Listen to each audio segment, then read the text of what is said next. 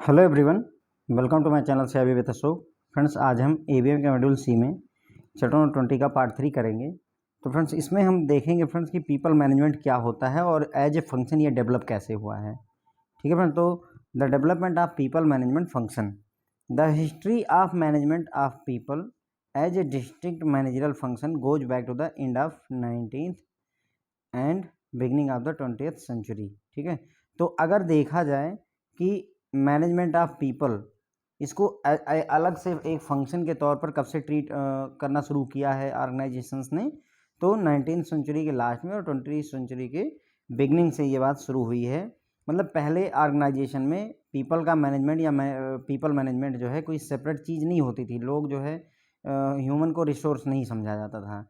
लेकिन इसकी शुरुआत कब से हुई, मैनेजमेंट ऑफ पीपल कब से स्टार्ट हुआ, तो 19वीं शताब्दी और के लास्ट में और 20वीं शताब्दी की शुरुआत से इसे एक सेपरेट फंक्शन माना गया कि हाँ, लोगों को मैनेज करना भी एक काम होता है। With a significant increase in the number and size of organisational units as a sequel to the industrial revolution, there was a need to have special department like finance, accounting, production, ETC. ठीक है, तो हुआ क्या, जैसे जैसे मतलब industrial revolution की वजह से फ्रेंड्स हुआ क्या कि नंबर ऑफ जो ऑर्गेनाइजेशंस थे वो बढ़ गए और जो ऑर्गेनाइजेशन छोटे थे उनका साइज भी बड़ा हो गया। मतलब कहने का ये हुआ कि जहाँ पहले 10 फैक्ट्रियाँ होती थी वहाँ अब लाखों फैक्ट्रियाँ हैं। प्लस जो फैक्ट्रियाँ छोटी होती थी अब वहाँ पर जहाँ लोग 10,000 12,000 लोग काम करते थे वहाँ लाख, 1-1 लाख, 2-2 लाख लोग काम कर रहे हैं। तो इस वजह से मतलब पहले जब सब कुछ 10 लोग आपकी कंपनी में काम करते हैं तो मैनेज ह्यूमन रिसोर्स उतना मुद्दा नहीं है। लेकिन अगर आपकी कंपनी में 1 लाख लोग काम करते हैं तो ह्यूमन रिसोर्स एक बड़ा मुद्दा हो जाता है, क्योंकि अगर ये 1 लाख लोग यूनिटी बना करके सामने आ गए तो आपको उनकी सारी शर्तें माननी होंगी। इसीलिए हमें इनको मैनेज करके रखना होता है। साथ ही साथ में जब ज़्यादा जो है इंडस्ट्रियल रिवोल्यूशन के असर ये भी हुआ कि अलग अलग डिपार्टमेंट भी बनने लगे। पहले फैक्ट्रियों में अलग अलग डिपार्टमेंट नहीं होने थे, लेकिन अभी क्या है कि फाइनेंस डिपार्टमेंट अलग हो गया, अकाउंटिंग का काम अलग है, प्रोडक्शन का काम अलग है, रिव्यू का वर्क अलग डिपार्टमेंट करता है। तो इस तरीके से अलग अलग डिपार्टमेंट की नीड जो है फील हुई कब, इंडस्ट्रियल रिवोल्यूशन के बाद, जब जो है नंबर ऑफ ऑर्गेनाइजेशंस बढ़े और ऑर्गेनाइजेशन का साइज बढ़ा। However, it was much later that the need of department to manage people in organization was felt। लेकिन मतलब जब डिपार्टमेंट तो बने स्टार्टिंग में, लेकिन वहाँ पर फाइनेंस के लिए, अकाउंटिंग के लिए, प्रोडक्शन, इन सब के लिए डिपार्टमेंट बने। लेकिन मैनेज पीपल को मैनेज करने के लिए डिपार्टमेंट की जो नीड थी वो बहुत ज़्यादा लेट में मतलब जो है फील की गई कि हाँ, हमें लोगों को मैनेज करने के लिए भी एक डिपार्टमेंट यानी एचआरडी का, एक तरीके से कह सकते हैं एचआरडी या एचआरएम का जो शुरुआत हुई वो काफ़ी लेट हुई है friends. Okay, in India the experiment on group behaviour in Ahmedabad mills by professor A.K. Rice in 1952 is a significant contribution in this direction. Okay, तो हमारे देश में यानी ह्यूमन रिसोर्स डिपार्टमेंट होना चाहिए, इसकी नीड को महसूस कब हुआ, जब इन्होंने प्रोफेसर A.K. राइस ने अहमदाबाद मिल्स पर जो है एक ग्रुप बिहेवियर का एक्सपेरिमेंट किया। कब, 1952 में। तो इस जो ये स्टडी आई उसकी वजह से ह्यूमन रिसोर्स डिपार्टमेंट की नीड हमारे देश में भी फेस की गई फ्रेंड्स। ओके, तो यहाँ पर 2 बातें ध्यान रखिएगा।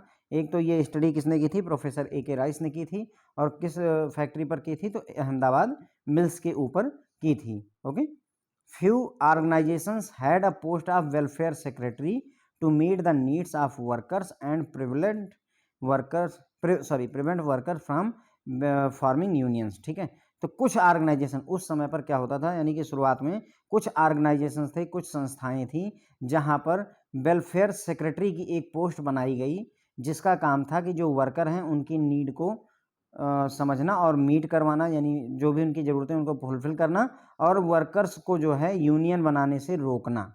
ये पर्पज़ था किसका, वेलफेयर सेक्रेटरी का काम था कि आपको जो वर्कर हैं उनको समझिए, उनकी ज़रूरतों को पूरा करिए और उन्हें जो है किसी तरीके की यूनियन और नारेबाजी से बचाने की कोशिश करनी थी। किसको, वेलफेयर सेक्रेटरी की। तो अगर हम यहाँ पर समझें तो जो सबसे पहली पोस्ट आई है ह्यूमन रिसोर्स में, ह्यूमन रिसोर्स को मैनेज करने के लिए जो पहली पोस्ट बनी है उसका नाम अगर हम कहें तो वेलफेयर सेक्रेटरी के नाम से पर्सन को जाना जाता था। एचआर के नाम से शुरुआत में ही नहीं जाना गया है, ये बात समझिए। धीरे पहले वेलफेयर सेक्रेटरी, फिर आगे चल करके और नाम हुए, फाइनली जा करके इसे ह्यूमन रिसोर्स मैनेजर कहा गया, एचआरएम कहा गया फ्रेंड्स। ओके, तो पहली पोस्ट कौन सी बनी थी? वेलफेयर सेक्रेटरी, लेकिन इनको वेलफेयर सेक्रेटरी ना कह करके सोशल सेक्रेटरी कहा जाता था, ये बात ध्यान रखिएगा। The social secretaries as they were called, इनको ना पोस्ट वेलफेयर सेक्रेटरी की थी, लेकिन लोग इन्हें सोशल सेक्रेटरी कहते थे, इन्हें सोशल सेक्रेटरी के नाम से जाना जाता था। May marked the birth of specialised human resource management as distinct from day to day supervision of personnel by operating managers. तो जब ये सोशल सेक्रेटरी की पोस्ट बनी फ्रेंड्स, तो वहीं से ही ह्यूमन रिसोर्स मैनेजमेंट एक डिफरेंट और डिस्टिंक्ट जो है स्पेशलाइज जो है पोस्ट का जन्म होता है, उद्भव होता है, एक तरीके से कह सकते हैं। और ये डिफरेंट है, जो ऑपरेटिंग मैनेजर्स होते थे जो डे टू डे जो है अपने लोगों का सुपरविजन करते थे। तो जैसे अब आया, जैसे सुपरवाइजर्स होते हैं क्या करते हैं, अटेंडेंस लगाते हैं, लोगों को देखते हैं किसकी सैलरी मिली किसकी नहीं मिली हुई है, तो इनसे सेपरेट काम था, मतलब सेपरेट जो है डिपार्टमेंट बना। जब आपने इन्हें सोशल सेक्रेटरी की पोस्ट बनाई, तब उनका काम मतलब रूटीन का काम, डे टू डे सुपरविजन का काम तो ऑपरेटिंग मैनेजर ऑलरेडी किया ही करते थे, लेकिन जो वर्कर्स की नीड है उसको ये ध्यान नहीं देते थे, और यूनियन बने या ना बने उनसे इसको कोई मतलब नहीं होता था, किनको, जो ऑपरेटिंग मैनेजर्स होते थे। उस काम को रोकने के लिए कौन लगाया गया था? Social secretary. और जब सोशल सेक्रेटरी की पोस्ट आई, उसके बाद ही ह्यूमन रिसोर्स का यहाँ पर बिगिनिंग हुई, एक तरीके से हम कह सकते हैं friends. Okay, the unit dealing with such activities were mostly term as time office in textile mills and factories. तो फैक्ट्रीज में और जो टेक्सटाइल्स की मतलब कपड़े वाली जो फैक्ट्रियां थी या कपड़ों की जो मिल थी, फैक्ट्रीज थी, वहाँ पर इसे टाइम ऑफिस बोला जाता था। जैसे आज आप कहते हो कि मेरी सैलरी नहीं आई है, तो आपसे बोला जाता है कि सर आप एचआरडी से कांटेक्ट करिए या ह्यूमन रिसोर्स डिपार्टमेंट से कांटेक्ट करिए, ह्यूमन रिसोर्स को कॉल कर लीजिए। उसी तरीके से उस समय पे ये कहा जाता था कि आप टाइम ऑफिस में जाइए। Did you get the idea? समझ गए आप टाइम ऑफिस का क्या मतलब हुआ? जैसे आज के समय में आप एचआरडी कॉल करते हैं, वैसे ही उस समय बोला जाता था कि आप टाइम ऑफिस में जाइए, वो लोग आपको बताएंगे कि सैलरी क्यों नहीं आ रही है या आपको कोई पर्टिकुलर पर्क्स नहीं मिल पा रहा है तो क्यों नहीं मिल पा रहा है। ओके, तो टेक्सटाइल मिल्स और फैक्ट्रीज में टाइम ऑफिस के नाम से जाना जाता था, और बैंक्स और कमर्शियल ऑफिस में इसे इस्टेब्लिशमेंट सेक्शन के नाम से जाना जाता था, एज इस्टेब्लिशमेंट सेक्शन के नाम से जाना जाता था। They were in fact engaged mostly almost entirely in promoting the organizational maintenance objective, although it was not widely recognized. Minor ऐसा कहते हैं कि मतलब जो ये लोग थे, अपना जो ये पोस्ट थी यहाँ पर फ्रेंड्स जो है सोशल सेक्रेटरीज या फिर जो है वेलफेयर सेक्रेटरी जो थे, ये इंगेज थे मोस्टली किसमें? ऑर्गेनाइजेशन का जो मेंटेनेंस ऑब्जेक्टिव था, मतलब लोगों को केवल संभाल करके रखने का टारगेट पूरा करते थे। लोगों के डेवलपमेंट से, लोगों की ट्रेनिंग से, लोगों के अवार्ड और रिकग्निशन से उनको मतलब नहीं होता था, केवल मेंटेनेंस का काम देखते थे। ऑर्गेनाइजेशन के मेंटेनेंस का ऑब्जेक्टिव मतलब ये यूनियन ना फॉर्म कर पाए, इन सब चीज़ों से रोकते थे।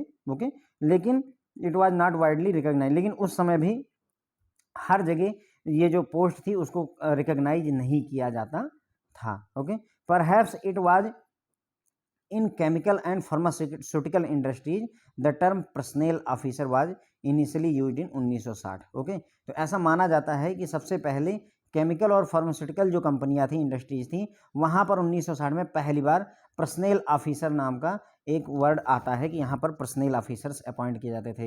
यानी अब वेलफेयर सोसाइटी की जगह सेक्रेटरी की जगह पर अब आपको पर्सनल ऑफिसर के नाम से बुलाया जाने लगा वहाँ पर। ओके फ्रेंड, तो मतलब हम देख रहे हैं कि कैसे कैसे पीपल मैनेजमेंट का डेवलपमेंट हुआ है यहाँ पर। तो हमने ये जाना कि अगर हम मैनेजमेंट ऑफ पीपल या पीपल मैनेजमेंट की बात करें, तो ये जो है सेपरेट फंक्शन या डिस्टिंक्ट फंक्शन के तौर पर तब से शुरू हुआ है, कब से? 19वीं सेंचुरी के लास्ट में और 20वीं शताब्दी की शुरुआत में इसकी ओरिजिन होती है। ओके, जैसे जैसे संस्थाएं बढ़ी, नंबर ऑफ फैक्ट्रीज बढ़ी, ऑर्गेनाइजेशंस बढ़े, उनका साइज बढ़ा, वैसे वैसे ही हमें ज़रूरत महसूस हुई एक सेपरेट डिपार्टमेंट की। ओके, सेपरेट डिपार्टमेंट की नीड महसूस हुई। इंडस्ट्रियल रिवोल्यूशन का भी इस पर असर पड़ा, ढेर सारी फैक्ट्रियां खुली, और फिर हमें जो है स्पेशल डिपार्टमेंट की नीड महसूस हुई, जैसे finance department, accounting department, production department, etc, ये सारे डिपार्टमेंट बनाए गए। लेकिन उस समय जो है ह्यूमन रिसोर्स को मैनेज करने के लिए पीपल मैनेजमेंट के लिए कोई डिफरेंट या सेपरेट डिपार्टमेंट नहीं बनाया गया था। उस समय तक इसकी नीड महसूस नहीं की गई थी। तो हमारे देश में सेपरेट डिपार्टमेंट होना चाहिए, ह्यूमन रिसोर्स डिपार्टमेंट होना चाहिए, इस बात की नीड को महसूस तब किया गया जब प्रोफेसर ए.के. राइस ने एक ग्रुप बिहेवियर पर स्टडी करी। कहाँ? अहमदाबाद मिल्स में। ये मेरे ख्याल से टाटा कंपनी की थी, टाटा कंपनी की अहमदाबाद मिल्स थी, जहाँ पर ये जो है एक्सपेरिमेंट किया गया 1952 में। तो उनके जो फाइंडिंग्स आए उसके बाद में लोगों मतलब हमारे देश के ऑर्गेनाइजेशंस ने ये फील किया कि हमें भी जो है एक ह्यूमन रिसोर्स को मैनेज करने के लिए या पीपल मैनेजमेंट के लिए एक सेपरेट डिपार्टमेंट की ज़रूरत है। कुछ ऑर्गेनाइजेशन जो पहले से ही चले आ रहे थे, वहाँ पर वेलफेयर सेक्रेटरी नाम की एक पोस्ट बनाई गई थी, जिनका काम था कि यूनियन जो वर्कर्स हैं उनकी नीड को समझना और उन्हें पूरा करना, और साथ ही साथ में यूनियन बनाने से रोकना। और इनको जो है वेलफेयर सेक्रेटरी ना कह करके सोशल सेक्रेटरी के नाम से जाना जाता था। और ये सोशल सेक्रेटरी की जो पोस्ट थी, इसी ने ही ह्यूमन रिसोर्स मैनेजमेंट को एक डिस्टिंक्ट जो है पहचान दिलवाई। और ये सेपरेट थे जो है किससे, ऑपरेटिंग मैनेजर से, जो डे टू डे सुपरविजन किया करते थे लोगों का। ओके, और इन यूनिट्स में जो ये ह्यूमन रिसोर्स वाला काम डील किया करते थे, या वेलफेयर सेक्रेटरी थे, सोशल सेक्रेटरी थे, वो जिस ऑफिस में बैठते थे उसको टाइम ऑफिस कहा जाता था। कहाँ? जो टेक्सटाइल की मिल थी या फैक्ट्रीज थी। और हमारे बैंकों में और अदर कमर्शियल ऑफिस जो थे, वहाँ पर इन्हें इस्टेब्लिशमेंट सेक्शन के नाम से जाना जाता था। ठीक है फ्रेंड। उसके बाद में ये जो संस्था थी या फिर ये जो वेलफेयर सेक्रेटरी होते थे, ये मोस्टली इंगेज होते थे किसमें? ऑर्गेनाइजेशन के जो मेंटेनेंस ऑब्जेक्टिव था उसको पूरा करने में। और फिर भी इसे पूरी तरह से रिकॉग्नाइज पूरे देश दुनिया में नहीं किया जाता था। क्यों नहीं किया जाता था? क्योंकि फ्यू फैक्ट्रीज थी जहाँ पर ये वेलफेयर सेक्रेटरी की पोस्ट थी, सभी जगहों पर नहीं थी। फिर आगे चल करके केमिकल और फार्मास्यूटिकल कंपनियों ने पर्सनल ऑफिसर अपॉइंट करने शुरू कर दिए 1960 के दौरान में फ्रेंड्स। ओके, तो इस तरीके से मतलब धीरे धीरे हम देख रहे हैं कि वेलफेयर सेक्रेटरी आए, फिर पर्सनल आए, फिर धीरे धीरे एचआरडी वगैरह आता है। Okay, Aldous the fundamental activities involve in the people management, तो हम यहाँ पर देखेंगे कि कौन कौन सी फंडामेंटल एक्टिविटीज़ हैं पीपल मैनेजमेंट में। 4 एक्टिविटीज़ हैं friends: recruitment and selection, training and developing, performance appraisal, reward and compensation. Okay, तो पीपल मैनेजमेंट में जो फंडामेंटल एक्टिविटीज़ हैं, पहला है रिक्रूटमेंट और सिलेक्शन, लोगों का रिक्रूटमेंट करना है, सिलेक्शन करना है। How do we select the right person, मतलब यहाँ पर क्वेश्चन इस डिपार्टमेंट या इस टास्क का जो एम होता था वो होता था कि हम सही आदमी को कैसे चुनें। How do we hire a right person. Training and development का काम था कि how do we build capabilities, लोग जो हैं जिनको हमने हायर किया हुआ है उनमें हम क्षमताएं कैसे डेवलप करें, उसके लिए ट्रेनिंग और डेवलपमेंट का काम किया जाता था। Performance appraisal, how do we measure results and achievement, जिस भी व्यक्ति ने मेहनत की है पूरे साल भर उसके अचीवमेंट को हम कैसे जज करेंगे, उसके लिए परफॉर्मेंस अप्रेजल का कॉन्सेप्ट आया। सभी बैंकों में भी होता है friends. Okay, reward and compensation, how do we compensate employ for contribution, जिस व्यक्ति ने जिस एम्प्लॉय ने अच्छा कंट्रीब्यूशन किया है हमारे ऑर्गेनाइजेशन में, उसको हम कैसे रिवार्ड और कंपनसेट, क्या क्या अवार्ड दे दें, क्या स्टार परफॉर्मर दे दें, या जो भी अवार्ड दिया जा सकता है। तो ये सारी चीज़ें जो है किसका काम था? पीपल मैनेजमेंट का मेन एक्टिविटी थी। 4 चीज़ें: recruitment and selection, training and development, performance appraisal and reward and compensation. कुछ और भी सिग्निफिकेंट ह्यूमन रिसोर्स मैनेजमेंट के फंक्शन हैं, या ये कह लीजिए कि इसी के ही जो है पीपल मैनेजमेंट के ही फंक्शन हैं। एक है मैन पावर असेसमेंट, हमें ज़रूरत होगी कि कितने लोग होने चाहिए। How do we identify the type and number of employ required या नीडेड, हम ये कैसे आइडेंटिफाई करेंगे कि किस टाइप के कितने लोग हमें चाहिए होंगे। दूसरा career management, how do we plan the growth of employ की ग्रोथ कैसे होगी, उसका कैरियर कैसा जाएगा, इसके लिए हम क्या प्लान बनाएंगे। ओके, उसके बाद में सक्सेशन प्लानिंग, ये भी बनाना होता था। जैसे अभी आपके बैंक के मान लीजिए एमडी या ईडी जो है अगर रिटायर हो रहे हैं, तो अगला ईडी या एमडी कौन हो सकता है उसको भी आइडेंटिफाई करना होगा और उसको मतलब ग्रूम करना पड़ेगा। Succession planning, how do we identify and develop leader to replace की फंक्शनिंग, जो की फंक्शनिंग मेन काम करने वाले हैं उनके जगह पर किसी को आइडेंटिफाई करके और डेवलप करके एक नया लीडर तैयार करना होगा। ये भी काम जो है पीपल मैनेजमेंट का ही था। अगला है talent management, how do we identify talent and nurture them, हम कैसे ये पहचानेंगे कि कोई टैलेंटेड है और उसको कैसे नर्चर करेंगे, उसको कैसे तैयार करेंगे। इमर्ज एज ए की डिफ्रेंशिएटर, तो ये सारे जो एक्टिविटीज़ थे ये एक जो है मतलब की डिफ्रेंशिएटर बन करके आए किसमें? पीपल मैनेजमेंट में। ठीक है, तो फ्रेंड्स क्लियर हो गया फंडामेंटल एक्टिविटी पीपल मैनेजमेंट की। जो फंडामेंटल हैं वो 4 एक्टिविटी हैं: लोगों का रिक्रूटमेंट करना, लोगों को ट्रेनिंग देना, उनकी परफॉर्मेंस का अप्रेजल करना और उनको रिवार्ड और कंपनसेशन देना। उसके बाद में अदर एक्टिविटीज़ में आता है मैन पावर का असेसमेंट, कितने लोग हमें चाहिए, किस टाइप के लोग चाहिए। कैरियर मैनेजमेंट, कैसे हम एम्प्लॉय की ग्रोथ कैसे होगी हमारे ऑर्गेनाइजेशन में, वो प्लान करना। सक्सेशन प्लानिंग, मतलब एक लीडर हटेगा तो उसकी जगह दूसरा लीडर कैसे हम लाएंगे और उसे कैसे डेवलप करेंगे या फिर जो है कैसे उसको लीडर बनाएंगे। अगला है टैलेंट मैनेजमेंट, हम कैसे पहचानेंगे कौन टैलेंट कितना रखता है और उसे नर्चर कैसे करेंगे। तो ये सारे की फंक्शंस हैं फ्रेंड्स, जो है याद रखिएगा, एग्जाम में क्वेश्चन आ सकता है इससे, ठीक है। Fundamental activity in people management. उसके बाद में अगला आता है फ्रेंड्स, एज फ्रेड लूथेंस ऑब्जर्व। देखिए यहाँ पर फ्रेड लूथेंस ने ऑब्जर्व किया है, these examples offer ample evidence that the personal development was very much in existence before 1930। तो इनका कहने का मतलब ये है कि अगर हम देखें, जो पहले हमने एग्जाम्पल देखा, जैसे मैंने आपको बताया नहीं कि सोशल वेलफेयर सेक्रेटरी होते थे, उसके बाद में पर्सनल पर्सनल ऑफिसर भी अपॉइंट किए गए, है ना। हमने ये भी देखा कि पर्सनल ऑफिसर्स भी आए। तो ये इन सब चीज़ों को देख करके यही पता चलता है, ये कौन कह रहा है, फ्रेड लूथेंस कह रहे हैं। ये सब देख करके पता चलता है कि हाँ, पर्सनल जो फंक्शन है या ह्यूमन रिसोर्स का जो फंक्शन है वो 1930 से पहले भी एग्जिस्टेंस में था। ओके, ऐसा नहीं है कि मतलब अचानक से आ गया है। However the major change in the practice of management that included the personnel function with its accompanying concern for human element did not occur until the socio-psychological turmoil in late 1920 and early 1930। मतलब कहने का ये है कि भले ही personal function existence में था, लेकिन पर्सनल फंक्शन उभर करके तब सामने आया है, कब आया है, जब तक कि जो है सोशियो साइकोलॉजिकल जो है टर्मोइल हुई, मतलब उथल पुथल जब मची, जो है सामाजिक और मनोदशा वाली जो टर्मोइल था, उथल पुथल मची 1920 और 1930 के दौरान में, तब जाकर के पर्सनल फंक्शन जो है कायदे से सामने आता है, जिसमें ह्यूमन एलिमेंट को भी जो है कंसीडर किया जा रहा है। नहीं तो ह्यूमन एलिमेंट को मैंने आपको पहले बताया था कि लोगों को मशीन समझा जाता था इंडस्ट्रियल रिवोल्यूशन के दौरान। In general it appears that there have been two major traditions or trend within personnel management over the years, ठीक है। तो यहाँ पर ये पता चलता है कि दो ट्रेंड चल रहे थे, जैसा कि मैंने आपको बताया था कि एक में इंडिविजुअल पर फोकस किया जाता था कि वो जो काम कर रहा है उसका इंडिविजुअल पर क्या इफेक्ट है, दूसरा होता था कि वर्क को कैसे हम इफिशिएंटली इंडिविजुअल से करवा सकते हैं।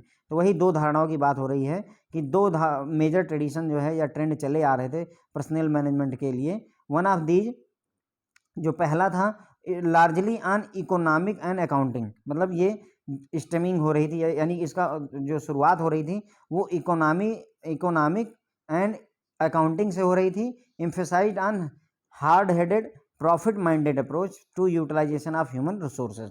तो यहाँ पर क्या था कि मतलब जो सोच थी वो इकोनॉमिक्स, मतलब कहने का ये है कि प्रॉफिट के तरफ जा रहे थे, प्रॉफिट माइंडेड अप्रोच थी, हमें बस क्या करना था, ह्यूमन रिसोर्स का यूटिलाइजेशन करना था, ज़्यादा से ज़्यादा प्रॉफिट करना कमाने के लिए। मतलब यहाँ पर टारगेट ये है कि आप मशीन हो और हमको प्रॉफिट कमाना है। ऑन द अदर हैंड दूसरी जो अप्रोच थी, it origins in social work, यहाँ सामाजिक कार्य की बात होती है, एंड सर्टेन सब fields with in social psychology took more of a social welfare view point. दूसरी जो थॉट थी वो सोशल वर्क से रिलेटेड थी, और यहाँ पर क्या है, सोशल वेलफेयर व्यू पॉइंट से लोगों को देखा जाता था कि लोगों का भी भला होना चाहिए, जो एम्प्लॉई हैं वो मशीन नहीं है, उनकी भी अपनी लाइफ है फ्रेंड्स। ओके, उसके बाद में this duality of approach appear to have hampered the development of the profession within certain segment of American industry. तो अब यहाँ पर जो ये डुअल अप्रोच थी, एक अप्रोच प्रॉफिट माइंडेड थी जिसमें लोगों से कोई मतलब नहीं है, सिर्फ प्रॉफिट कमाना है। दूसरी अप्रोच थी जो लोगों की भलाई का सोचती थी। तो इस डुअल अप्रोच का वजह से जो प्रोफेशन था मैनेजमेंट का, जो ह्यूमन रिसोर्स मैनेजमेंट का जो प्रोफेशन था, वो पूरी तरह से अच्छे से डेवलप नहीं हो पाया, उसका डेवलपमेंट हैम्पर हो गया, क्योंकि एक लोग जो है प्रॉफिट के पीछे भाग रहे हैं, एक लोग वेलफेयर के पीछे भाग रहे हैं। प्रॉफिट वाला, अगर प्रॉफिट वाले माइंड वाले आदमी से आप कहोगे वेलफेयर के बारे में तो उसे लगेगा कि इससे तो हमारा लॉस होगा। वेलफेयर वाले आदमी से आप कहोगे कि हमें प्रॉफिट ज़्यादा कमाना है, तो वो बोलेगा कि हमारा वेलफेयर का लॉस हो रहा है। तो इस तरीके मतलब एक डुअल स्टैंडर्ड खड़ा हो गया, जिसकी वजह से जो ये प्रोफेशन था उसका डेवलपमेंट अफेक्ट हो गया, ठीक है, अमेरिकन इंडस्ट्री में। And the science of split, और ये जो इस तरीके का जो एक खिंचाव है वो अभी पूरी तरह से डिसअपेयर नहीं हुआ, मतलब अभी भी इस चीज़ को फील किया जा सकता है कि डुअल माइंडसेट अभी भी चले हुए हैं। कुछ लोग प्रॉफिट के पीछे भागते हैं और कुछ लोग वेलफेयर के पीछे भागते हैं। The social welfare function has been viewed as antithetical, यानी opposing to the real organisational goal of productivity by many managers both within and outside personnel field. तो देखिए, मैंने आपको बताया नहीं कि जो प्रोडक्टिविटी को नुकसान पहुंचा रहे हैं, जो ऑर्गेनाइजेशन की प्रोडक्टिविटी का गोल है उसको नुकसान पहुंचा रहे हैं। कौन? सोशल वेलफेयर के जो ट्रेडिशन आपने बनाए हैं, आप चाहते हैं कि लोगों का वेलफेयर हो, तो उससे नुकसान हो रहा है, वो उसे उन्हें एंटीथेटिकल माना जाता था, यानी कि अपोजिंग माना जाता था। जो ऑर्गेनाइजेशन का मेन गोल क्या था? ऑर्गेनाइजेशन का मेन गोल था ज़्यादा से ज़्यादा प्रोडक्टिविटी दे करके प्रॉफिट कमाना। लेकिन अगर आप सोशल वेलफेयर की बात वहाँ पर करेंगे तो इसका मतलब आप अपोजिट बात कर रहे हैं, है ना बात सही? विदिन, और ये ऐसा महसूस किया, जितने भी मैनेजर थे, मैनी मैनेजर से ये बात मानी कि अगर हम सोशल वेलफेयर करेंगे तो हमारे ऑर्गेनाइजेशन का जो गोल है प्रोडक्टिविटी वाला, वो ख़त्म हो जाएगा। ऑन द अदर हैंड, दूसरी तरफ, feeling among those with a social welfare orientation has been that management generally paid more emphasis to productivity and profit and less to the employee satisfaction. जो दूसरी सोच थी, जो वेलफेयर के बारे में बात करती थी, सोशल वेलफेयर की बात करती थी, वो ये सोचती थी कि मैनेजमेंट ज़्यादा जो है ध्यान ज़्यादा जोर किस पर देता है? प्रोडक्टिविटी पर देता है और प्रॉफिट पर देता है, और अपनी एम्प्लॉय के लाइफ के सेटिस्फैक्शन के बारे में कम ही ध्यान देता है। तो दूसरी अप्रोच जो है, अब देख रहे हैं खिंचाव वाली स्थिति है। एक अप्रोच कहती है कि हमको ज़्यादा से ज़्यादा प्रोडक्शन चाहिए, उसके लिए हम तुम्हारा वेलफेयर नहीं चाहते हैं। दूसरी सोच ये कहती है कि हमको वेलफेयर चाहिए और तुम ज़्यादा से ज़्यादा प्रोडक्टिविटी और प्रॉफिट के चक्कर में हो, लेकिन हमको हमारा वेलफेयर भी चाहिए, हमारे एम्प्लॉय का सेटिस्फैक्शन भी ज़रूरी होता है। Only in the relatively recent year there has been some lessening in this conflict as an increasing number of firm has come to accept the view that there are really two primary type of organizational goal, productivity and maintenance। Okay, तो मतलब अभी recent में अगर देखा जाए तो अब थोड़ा बहुत जो है फर्म्स ये एक्सेप्ट करना शुरू कर चुकी हैं कि कोई भी ऑर्गेनाइजेशन है तो उसके एक गोल नहीं है, केवल प्रोडक्टिविटी और प्रॉफिट ही गोल नहीं है। अब दो गोल हैं, प्राइमरी गोल, एक प्रोडक्टिविटी, दूसरा maintenance. Maintenance in the sense of अपने जो एम्प्लॉय हैं उनका maintenance. Okay, both appear to be essential, yet some policies and procedure which maximise one may well do so at expense of other. ये Miner ने कहा है कि मतलब both appear to be essential, productivity भी और मेंटेनेंस भी दोनों जो है इसेंशियल है, ज़रूरी हैं, फिर भी कुछ पॉलिसीज और प्रोसीजर ऐसे होंगे जो एक को मैक्सिमाइज करेंगे और दूसरे को कम कर देंगे। यानी कि अगर आप जो है मेंटेनेंस या जो है वेलफेयर ज़्यादा करेंगे तो प्रोडक्टिविटी घट जाएगी, अगर आप जो है प्रोडक्टिविटी ज़्यादा करेंगे तो वेलफेयर घट जाएगा। जो उनका कहने मतलब है कि अगर एक पर आप जो है कुछ ना कुछ ऐसी पॉलिसीज और प्रोसीजर होंगे जो कि एक को ज़्यादा करेंगे तो दूसरे को उसका घाटा करवा देंगे। यानी कि अगर आप प्रॉफिटेबिलिटी बढ़ाना चाहते हैं, प्रोडक्टिविटी बढ़ाना चाहते हैं, तो इसका असर दूसरे वाले मेंटेनेंस पर यानी कि सोशल वेलफेयर पर पड़ेगा ही पड़ेगा। It has now widely recognized that organization cannot ignore the employee satisfaction aspect for sustainability and growth। अब ये वाइडली पूरे दुनिया में एक्सेप्ट किया जा चुका है, रिकॉग्नाइज किया जा चुका है कि जो ऑर्गेनाइजेशन है वो अपने एम्प्लॉय की सेटिस्फैक्शन एस्पेक्ट को इग्नोर नहीं कर सकते हैं। इसकी सस्टेनेबिलिटी और ग्रोथ, अगर आपको चाहते हैं कि ऑर्गेनाइजेशन में सस्टेनेबिलिटी और ग्रोथ हो, तो इसके लिए ज़रूरी है कि हम जो है अपने ऑर्गेनाइजेशन ये जो एम्प्लॉई हैं उनके सेटिस्फैक्शन को इग्नोर ना करें फ्रेंड्स। ओके, तो ये छोटा सा लेक्चर था फ्रेंड्स, जो है काफ़ी बड़े बड़े लेक्चर इसके पहले आए हुए हैं, तो ये हमने बात कर ली। यहाँ पर फिर से एक बार देख लेते हैं।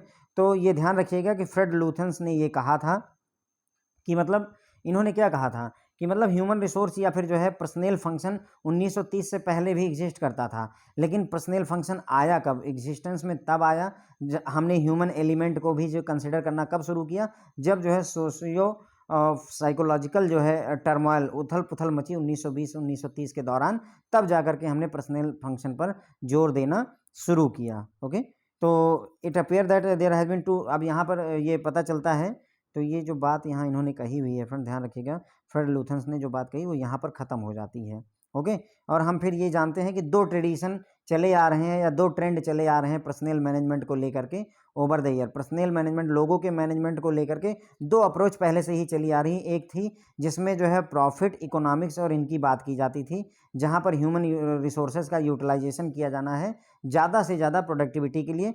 दूसरा वाला जो अप्रोच थी उसमें सोशल वर्क की बात की जाती है, वहाँ social welfare point of view की बात की जाती है कि एम्प्लॉई हैं लेकिन उनको सोशल वेलफेयर भी होना चाहिए। अब इस डुअलिटी की वजह से एक वर्क पर ज़्यादा जोर देता है, दूसरा लोगों की वेलफेयर पर ज़्यादा जोर देता है। इस डुअलिटी की वजह से क्या हुआ कि ये जो मैनेजमेंट का प्रोफेशन था वो पूरी तरह से डेवलप नहीं हो पाया, हैम्पर हो गया है फ्रेंड्स। ओके, और ये जो डुअलिटी का जो नेचर है वो अभी भी पूरी तरह से डिसअपियर नहीं हुआ है, अभी भी फेस किया जा सकता है। ओके, अब काफ़ी सारे जो मैनेजर्स हैं उन्होंने ये माना कि प्रोडक्टिविटी पर गलत असर पड़ता है, ऑर्गेनाइजेशन का जो गोल है प्रोडक्टिविटी का उस पर गलत असर पड़ता है यदि हम सोशल वेलफेयर की बात करते हैं। उसी जगह पर दूसरी जगह पर क्या होता है, दूसरी जगह पर ये बात होती है कि मतलब ऑर्गेनाइजेशन अगर जो सोशल वेलफेयर ओरिएंटेड वाले लोग हैं वो ये कहते हैं कि मैनेजमेंट ज़्यादातर जोर किस बात पर देता है, अपनी प्रोडक्टिविटी पर, अपने प्रॉफिट पर, और अपने एम्प्लॉय के सेटिस्फैक्शन से उसको ज़्यादा मतलब नहीं होता है। ठीक है, तो देख रहे हैं खींचातानी मची हुई है एक तरीके से। Only in relatively recent year there has been some, अब ये धीरे मतलब कहने का कुछ पिछले कुछ समय में ये जो खिंचाव है ये थोड़ा कम हुआ है, क्योंकि हुआ क्या कि फर्म ने ये बात एक्सेप्ट कर ली कि हाँ, ऑर्गेनाइजेशन के सिर्फ एक गोल नहीं होते हैं कि प्रोडक्टिविटी या प्रॉफिट ही नहीं है, बल्कि मेंटेनेंस, अपने लोगों को संभाल करके रखना भी उसका एक जो है गोल होना चाहिए। अब जब आपने दो गोल किए कि हमारे लोगों को भी सुरक्षित रखना है और अपनी प्रोडक्टिविटी भी बढ़ानी है, तो थोड़ा सा ये कॉन्फ्लिक्ट कम हुआ।